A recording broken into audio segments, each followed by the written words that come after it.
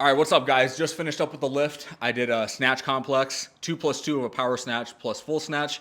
Snatches were a little dicey. I lost balance. I just didn't really have the coordination, which is totally expected, but I think it's going to come back pretty quickly. I actually sort of started to get in a little bit of a groove with my time, like getting my feet down and locking it out overhead at the same time with like decent timing. I just lost my stability. I would catch the bar and then I would kind of lean forward, and I'd have to stabilize a little bit. I'd lose my balance, but the snatch is going to come back pretty quick. So I was pretty happy, pretty pleased with my snatch performance. So I hit 100 kilos, or 225. Now everything's in pounds now for me with these new weights from Stray Dog. Use codes WILL10 for any sort of gym equipment from Stray Dog, by the way. It gives you a 10% discount. So if any of you guys have home gyms like I do, Stray Dog Strength, really high quality equipment. Code is WILL10 for a discount with Stray Dog. So check that out. They got a lot of really cool attachments. But yeah, so I did the power snatch complex. Then I did some deadlifts. Then I did some bench press. I answered some questions during that. I got a question about any advice I have for an up and coming young strength and conditioning coach. So I answered that. Gave Jacob Gooden a shout out. If you guys don't know who Jacob Gooden is, check him out on YouTube. He puts out a lot of really good educational content. So yeah, that's what I did. I answered some other questions. Did some abs, but I didn't show any abs today. So yeah, that's all I got for the video, guys. One more shout out for Barbell Apparel. I got their Breaking Boundaries t-shirt on and their recon shorts. So you guys know what to do with them. Hit the link in the description if you want any high quality training gear from Barbell Apparel. But enjoy the video, guys. Thanks for watching. Really hoping the snatching comes back like riding a bike. I'm going to have to do a lot of these full snatches where I kind of catch it in a power, maybe pause in that quarter squat position and ride it down. But maybe once I start getting to the heavier weights, it's going to force me to just drop underneath into a full squat right away. But we'll see what I can hit today, what I can build up to.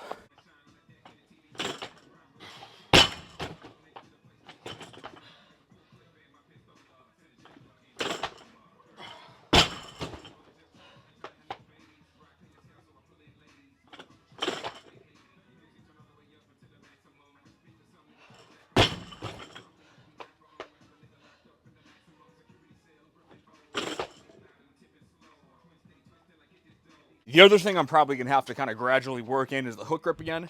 So I feel comfortable hook gripping with the clean grip, but hook gripping with a wider snatch grip, it's a little bit different, just the feel of it. So kind of treat it like bullets. You don't want to use all of them at once. Pick the hook grip for the certain reps you want to use it with.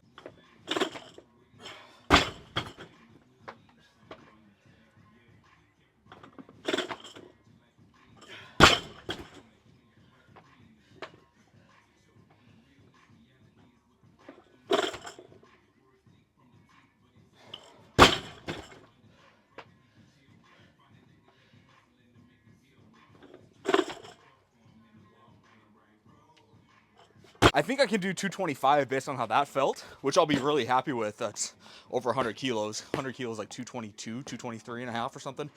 So if I get 225, I'll be really happy with that, because when I was doing a lot of Olympic lifting, I could probably hit 225 for like a set of 5 or 6 easy. So if I can hit 225 on this complex, that'd be awesome today. The power feels there. The pop feels there today. It's just the coordination, the technique, the timing, the footwork, overhead position, all that kind of stuff it's going to come back. It's going to come back like riding a bike. Put 220 on this because I want to make 220 look and feel good. And then if this goes well, I'll put 225 on.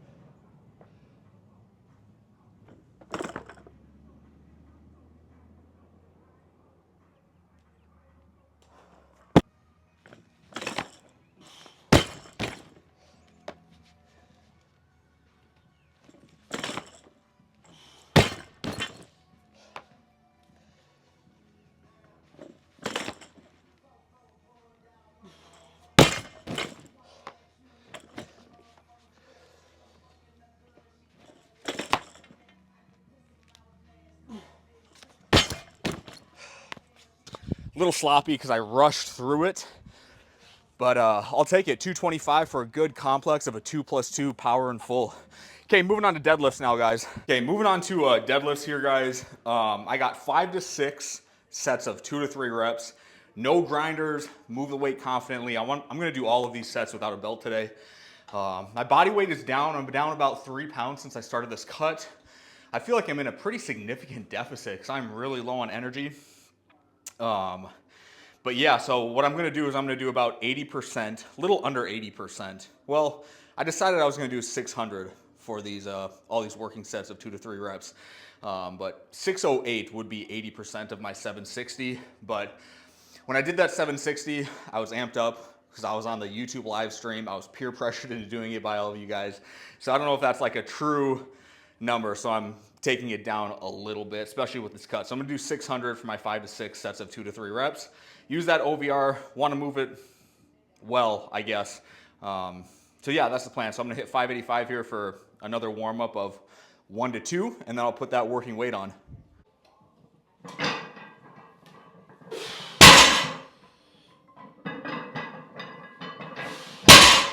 Yeah, 600 is going to be a good working weight for today. I'm a bit surprised that you don't mention calves. Do you think there is no point in training them, or do you just forget about it? It's not that I don't think there's any point of training the calves. Your calves actually get trained when you squat, when you pull, when you lunge, when you do unilateral like squatting, step ups, all that kind of stuff. Your calves are actually getting worked pretty well doing that stuff. But no, I don't think there's anything wrong. I don't think there's no point in doing direct calf work. It's just like when you're trying to fit it into a session.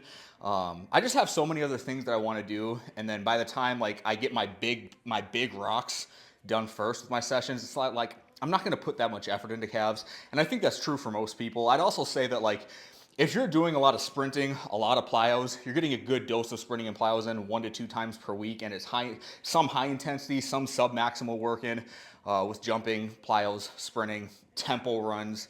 All of that stuff is a pretty good dose of training stress for your calves that's going to provide them ample opportunity to improve in their force production, their all of the qualities you want from the muscle. So it's not that I don't think there's no point of training them. They're just so far low on like my tier list, I guess, and my priorities. So that's basically my opinion on calves.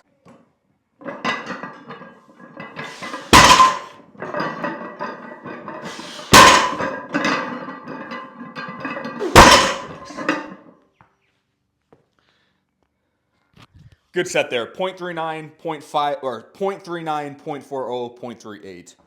Will, I've been following your lift progress. Those numbers are incredible. If you hypothetically got another shot to play the NFL, do you think your current strength combined with your experience would have you feeling ready for the physical demands, tackles, drills, all of it? That's a tough question. So like, in terms of like athletic metrics, strength, speed, power, like the actual numbers I could put up in some sort of performance test, for sure. But when it comes to like perception action coupling, the cognitive demands of being able to read, react, process information, the conditioning side of football, definitely not. And then in terms of like capacity of my tissue, like tissue resiliency of being able to handle contact. I'm 32 years old. I don't know if you guys know how old I am. I'm 32 years old. Being able to handle contact and collisions over and over and over, probably not. I mean, maybe I could kind of get back to it, but I mean, I'm 32 years old. The guys in the NFL are early 20s. So from that aspect, probably not. And just like overall athleticism, I mean, when I was in the NFL and CFL, athletically, I was totally fine. It was the cognitive stuff that left me behind. I wasn't smart enough to like recognize patterns, recognize plays that the opposing team was running fast enough in order to put myself in an advantageous position to make the right play. But I mean, athletically, it's hard to say. I don't know.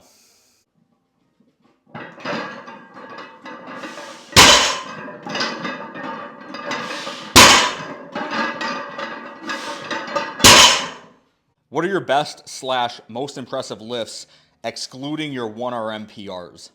That's a good question. So excluding all of my 1RM PRs, My most impressive, or like thing that I'm like most proud of lifting wise, is probably when I hit 600 for 11 on the deadlift. That was a good lift. I think I did 495 for 20 on the deadlift. I squatted 405 for 20. I squatted 500 for 8. Bench press, I think did I hit 315 for 11 maybe?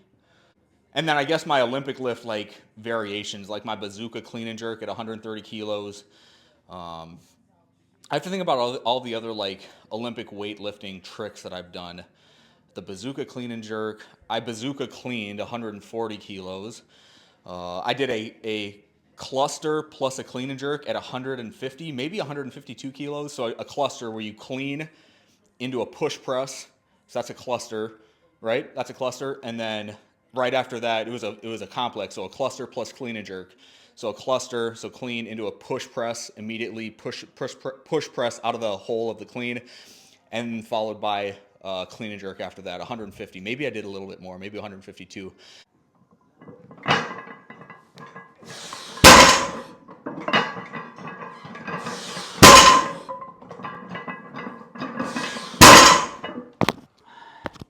0.35, 0.40, 0.40.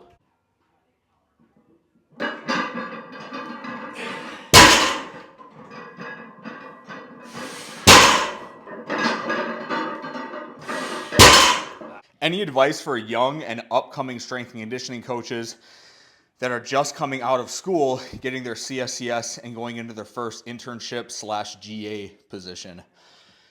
Do you guys follow Jacob Gooden on YouTube or Instagram? Follow Jacob Gooden.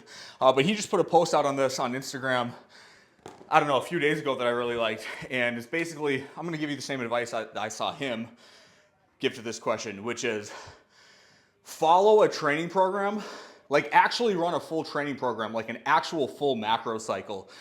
8 weeks, longer than 8 weeks, 12 weeks, 18 weeks, 24 weeks. Follow a program with a dedicated adaptation that you're trying to elicit. Run it through, get somebody else's program, run it through to the end. And then after that, find another program with maybe a different adaptation that you're trying to elicit, run that program, and do that so many times. Like, I've ran so many other people's programs. I ran Max Schmarzo's vertical power program years ago. I've talked about that before. I've ran hypertrophy clusters by Jake Tura. I've ran VJP by Jake Tura. I've ran Tim Riley's, I guess it was a knee pain program, but like I've done some of the barbell medicine programs. And I really think like actually putting a full effort into a full macro cycle, you learn so much more about training than you do in the textbook. You learn so much more about training when you actually go through it. Or if you're a GA or an internship working with like a college football team, do the exact training program that they're doing, because you're going to be asked to coach it. Run through that program that they're doing. Do the lift that they're doing the day before or earlier in the day, so you know how they feel, so you know what appropriate loads are, what appropriate bar speeds are for that specific program. You understand what the head coach or whoever the strength and conditioning coach is for that team, what they're programming, what their goal is. And that way, I don't know, it allows you to connect with the program and the training a lot better if you actually do that. So actually run through a program. Don't program hop. Don't write your own programming. Follow someone else's program who you think is a trusted source, a trusted resource in strength and conditioning. Follow their principles, follow their methods. Don't fall in love with it. Develop your own critical thinking skills and develop your own philosophy based on the foundations of these coaches. But run through several different programs with kind of different adaptations that you're trying to elicit, and then see which ones work best for you, how you can apply it to the people that you're actually coaching. That would be one piece of advice. I mean, there's so much advice that I could probably give, but I need to keep it short for this video, but that'd be one piece of advice.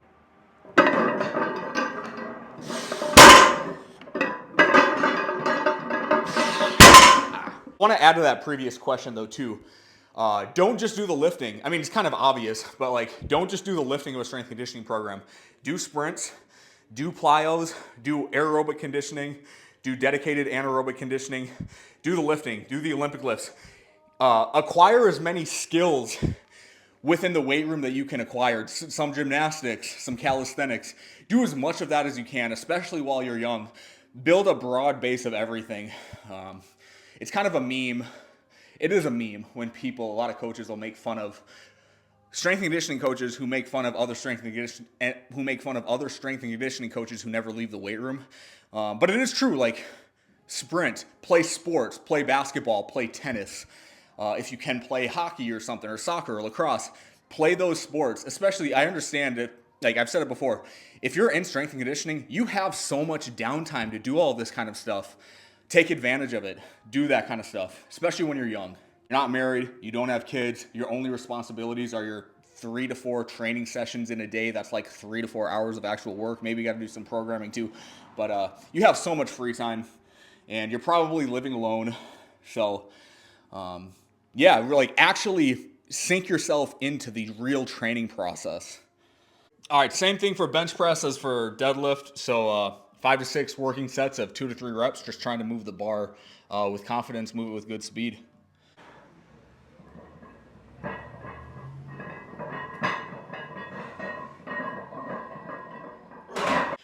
I came across a conviction that conditioning done in the same session with power training is going to annihilate the adaptations. Quote, you are throwing your organism in 2 different directions. Do you think that doesn't matter and or is not measurable? Yeah, that's bullshit, dude. The interference effect, or like the whole idea that you shouldn't do conditioning simultaneously with power training or speed training or strength training, that whole idea is just poor. It's wrong. Like the interference effect, it only really occurs when you're trying to maximize 1 or 2 qualities at a time. Like obviously you can't be an elite marathon runner and an elite Olympic weightlifter at the same time, because those are just way opposite sides of the spectrum in terms of maximal power production and maximal aerobic capacity. But like if you're just doing concurrent training and you want to be pretty good, you want to have pretty good qualities across the board, you can do conditioning, you can do power training, you can do sprint training, you can do strength training all in the same session, and you're not going to be hampered by any of it.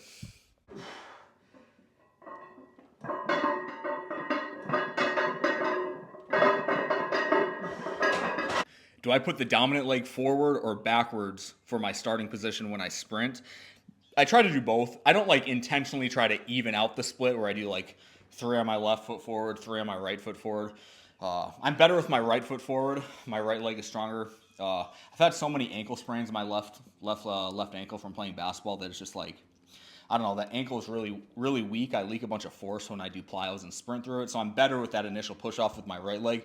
But I try to do both. I don't like think about it though. Like if I remember I did my right leg forward on 1 rep, then the next rep I'll switch it. But I try to do about the same on each.